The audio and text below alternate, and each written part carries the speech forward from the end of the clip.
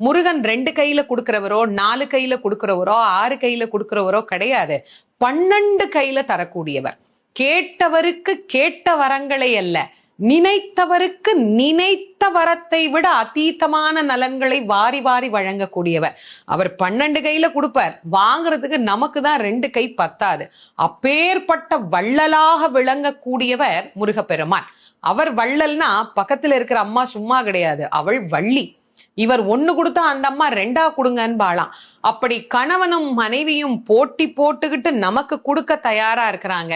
வாங்குவதற்கு நாம் என்ன செய்ய வேண்டும்? அவரை நினைக்கணும். எப்படி நினைக்கணும்? அரை நிமிஷமாவது நினைக்கணும். அரை நிமிஷம் எப்படி நினைக்கணும்?